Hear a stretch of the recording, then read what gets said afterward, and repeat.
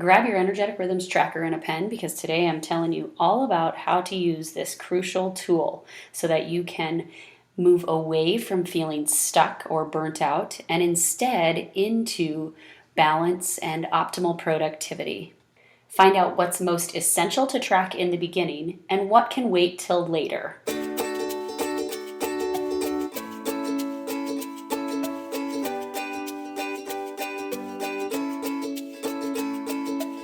Welcome to Health, Harmony, and Happiness with Kathy.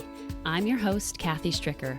I'm a state patrol wife, mama to 3 lively kiddos, a yoga teacher, certified NLP coach, and an energetic rhythms expert. As an energetic rhythms coach, I help action-taking women use their body's rhythms and the moon's cycle to optimize productivity and avoid burnout without letting their desire to remain in control alter their focus. And this podcast is all about doing just that and perhaps a bit more so that you can create your own path to health, harmony, and happiness. So come along with me and may this episode serve as a nudge to discover tools that could help you on your path towards more intentional living. Enjoy the show.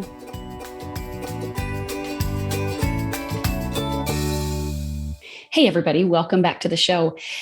Today's episode is all about using your energetic rhythms tracker and how to do that. So if this is for you, you can either watch the video out there on my website in the show notes of this episode, of episode 41 of the Health, Harmony, and Happiness with Kathy podcast, or you can simply listen here. Both are going to get you the same result. What I would say is to first grab that energetic rhythms tracker. If you haven't already, grab it and a pen and follow along as I'm talking you through this. If you don't have it right now, that's okay. You can listen. It'll benefit you and you'll know what I'm talking about when you pull that energetic rhythms tracker out to use. So last episode, we talked about why it is you would want to track your energetic rhythms, right? It's so you know when to rest and when to work, or when to take action rather. And so you don't have to overthink life and work. In other words, the energetic rhythms tracker is to help overachieving women with overcommitting tendencies use your body's rhythms and or the moon's cycle to shift out of distraction, chaos, and burnout and into a space of optimal productivity, balance, and focus without giving up your action-oriented nature, right? Because that's not going to change. That's who you are. And that's a beautiful part of who you are. And we want to encourage that and nurture that as well. So first step is tracking when you want to know what your energetic rhythms look like. It's different for everybody, right? Everybody's going to have little things that are a little bit different from those around you. Some people may be the same, others may be different. So pull out that tracker because that's the first step, is to track. If you're listening or watching this, you've likely already downloaded it, right? What I would first say to do is when you print this, if you can print it in a booklet printing on your printer, and that'll get you 2 pages on one. So it uses less paper. You can still print front to back, doing two pages on each page. Okay. So pull out the daily energetic rhythms tracker. This is what it looks like if you are here. So there's a lot of stuff on here, right? Right off the bat, it looks a little bit overwhelming, but we're going to talk through it. I'm going to tell you what's essential, what's not essential in the beginning, and how to best use this. So first things first, when are you going to do this? If you can do this daily, that is ideal. And quite honestly, and I mentioned this in the last episode too, but if you can do it daily for at least 3 months, that's ideal. You can print the things out, put them in a binder. And that's why I say print in the booklet printing and print front to back so that you save paper, and save a little bit there. But if you can track at least 3 months, that's going to give you a good picture of kind of those general tendencies and those ups and downs that you have, or those rhythms, right?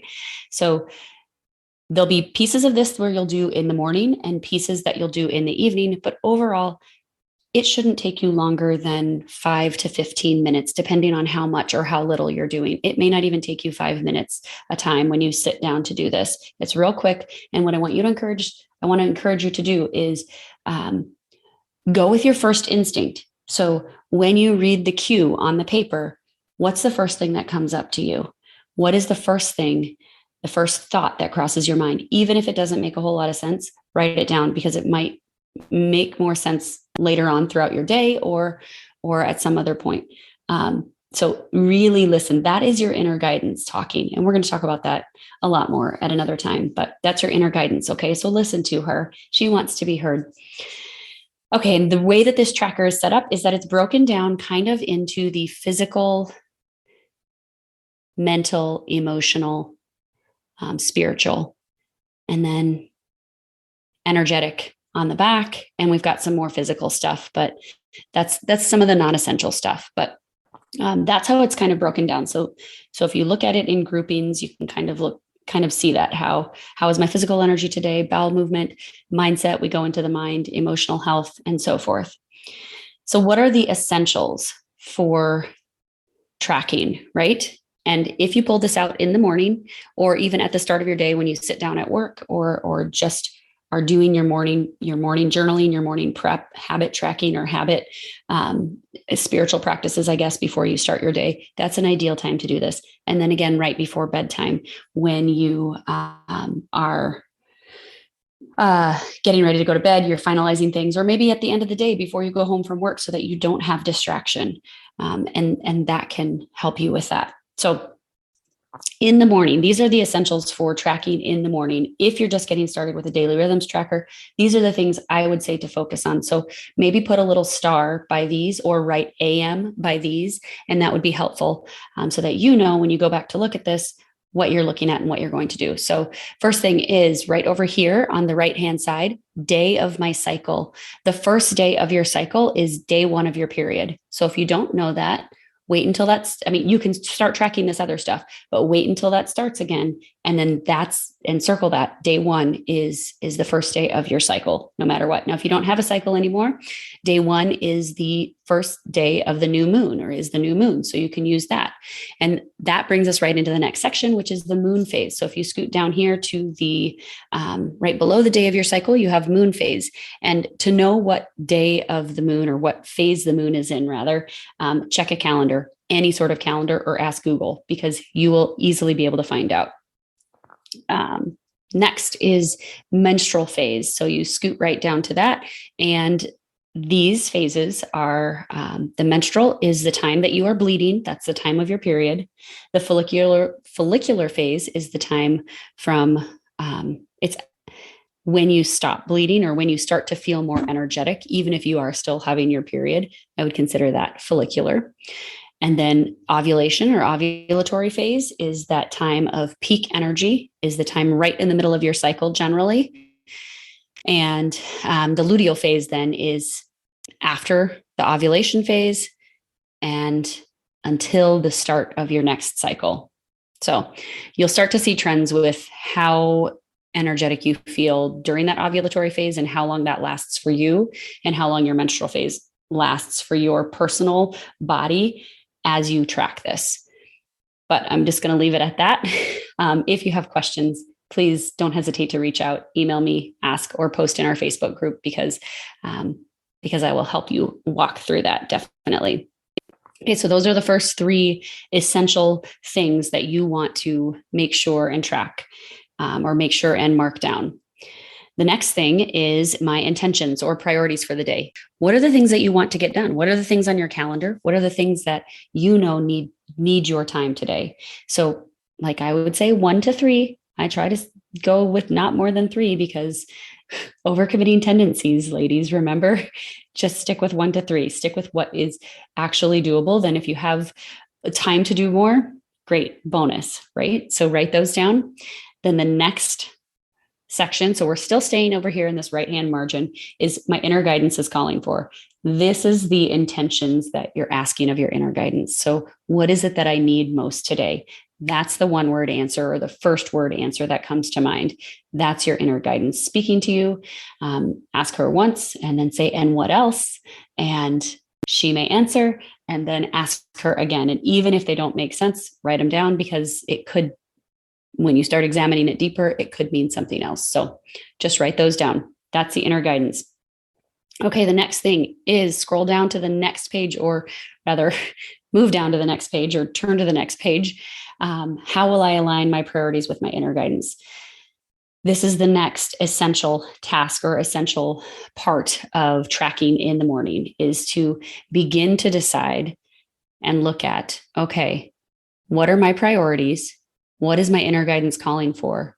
And how am I going to make them align? So if your priorities for the day say that you have 4 meetings scheduled, but your inner guidance is saying, I really need to rest, how do you align those? Right? How do you make those work with each other? And to do that, it may be means that you just take breaks. You don't you take more frequent breaks, or you walk more slowly from one meeting to the next, or you take more intentional pauses to just breathe and reset. That's just one example and some ideas, but you want to decide right then and there how you're going to align the priorities that you know you have to get done today with what your inner guidance is calling for. And you can begin to align that in that space right there for you. Okay, so one more essential in the morning that you need to track is, how was your sleep last night? Jot down how many hours of sleep you got and then how much it was. So from restless to sound, rate it on that scale of 1 to 4. And those are the essentials for the morning. So it will not take you very long at all. And it's a good way to just mentally get yourself prepped for the day as well. All right. So let's move on to the essentials for the PM. And these essential things are really just, if you're just beginning to track, these are the things that I would recommend tracking initially. If you don't want to do the whole daily rhythms tracker, you can just start with these things. So at the end of the day, ask yourself, how was my physical energy today? How did I feel in my body? And rate that. Then take note of any discomforts or annoyances that you noticed or that you had. So maybe you've got a hip that's bothering you. Jot that down. Which hip it is, even be specific, right hip, left hip, whatever it may be. Jot those things down. Maybe you've got a cold. Put that in there, because that's going to impact a whole lot of other things. The next thing is bowel movement for today. Answer it yes or no. You can go into detail and describe, if you will, what it was like in 1 or 2 words.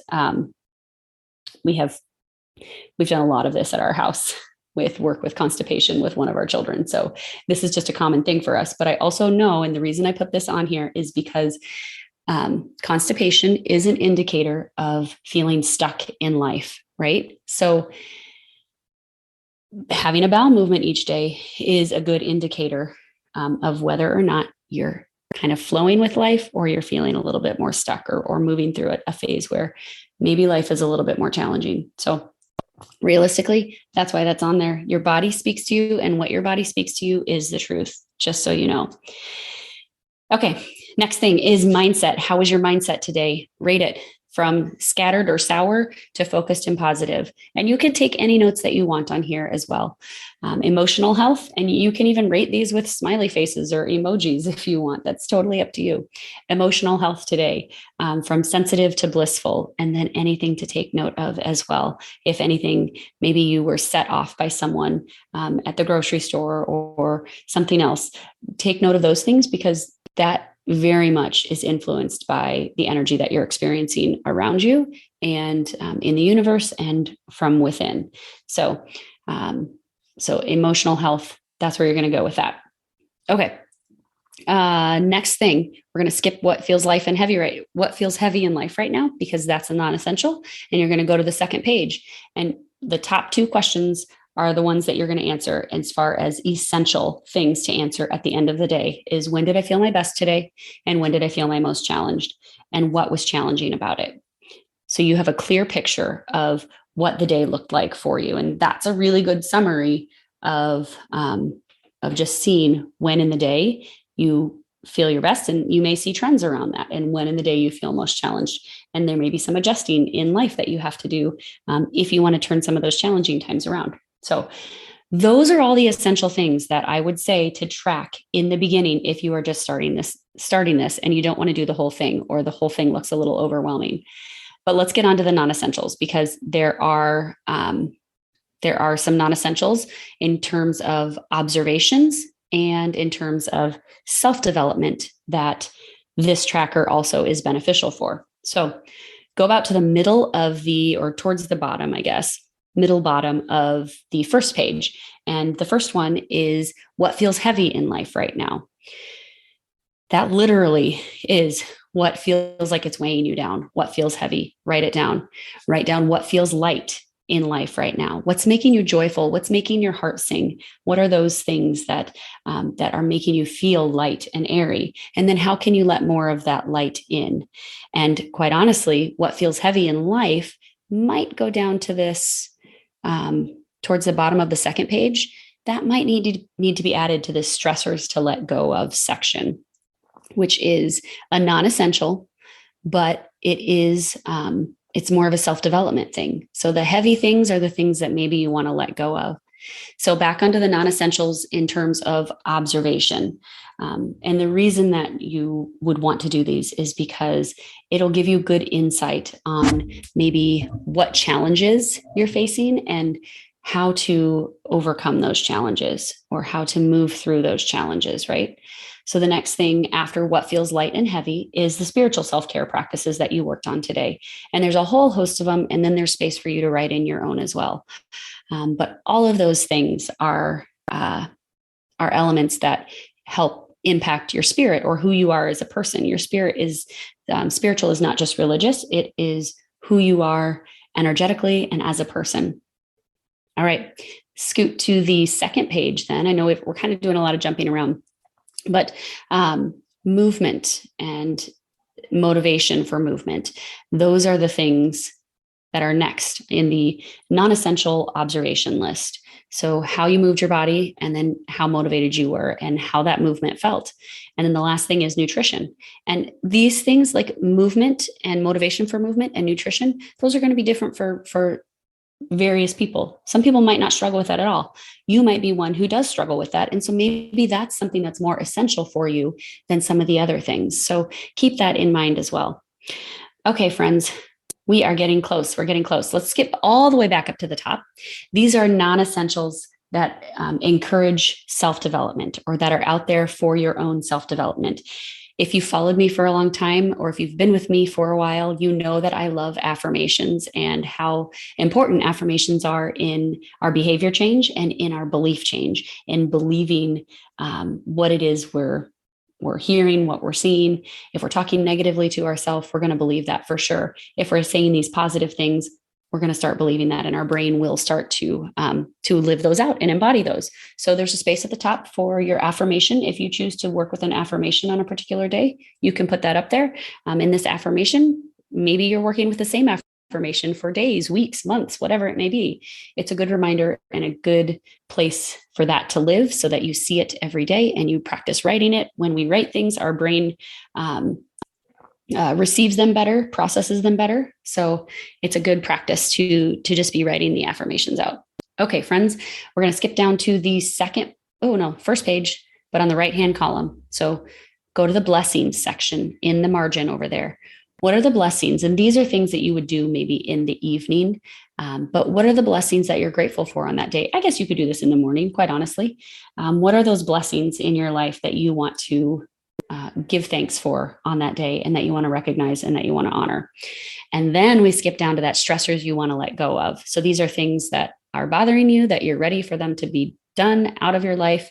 Put those there, allow them to leave. This is especially important when you do your monthly releasing ritual, because this is a great place. You can just go back and look, what were the things that were really bothering me this past month? And there they are. They're already listed out. Don't even have to take much time to come up with them at all. All right. And then the very last thing is, and I didn't mention much about the water intake, but you've got that, right? Like that's self-explanatory. The last thing is one thing I like about myself, because friends, I know it can be so hard to look in the mirror and to be happy with what you see. It can be hard when you are challenged, when you're going through hard times, when you are struggling with other outside challenges, to have your mind in the right place to actually like yourself, to actually find the little things that you do like about yourself so that you can have more health, harmony, and happiness. So that's just one place that you can choose to write down one thing each day that you like about yourself. And this can be a really powerful practice. I've done this with my kids in the evening where we talk about, I just ask them that question: what's one thing that you like about yourself? And in the beginning, it can be a little superficial, but then it starts to, and those are okay. Those are beautiful and okay things, because you want to like yourself wholly, inside and out. And then it starts to transform into the deeper things like, well, I shared this with my friend today, or I did this for someone else at school today. So one thing you like about yourself. That is the daily rhythms tracker, friends. And it encompasses a lot. But once you start to track, you'll start to see trends. I'm working on a system right now that will allow you to see those trends in a more clear picture. So it's more like on a graph, but I don't have that done yet. So stay tuned for that. It will be coming. In the meantime, enjoy this. If you have questions, go out and ask in the group, Energetic Rhythms for Intentional Living. Send me an email. I'm happy to answer those. And I wish you all the best of luck in beginning this journey of tracking your energetic rhythms. Cheers. I hope you enjoyed today's episode. Thanks for tuning in. If you like what you hear, help us grow this podcast by sharing it with even just one other person. And it would mean so much to me if you would take a moment of your time to write a review. Your comments and feedback are what help me continue to bring you topics and guests that can help you and others on their journey in creating health, harmony, and happiness. Remember to head on over to KarenYogaWellness.com to get the show notes and links from today's episode. Follow me on Facebook and Instagram at Karen Yoga Wellness, and to continue connecting with more resources that could help you enhance health, harmony, and happiness in your own life, subscribe to this podcast. Thanks again for listening.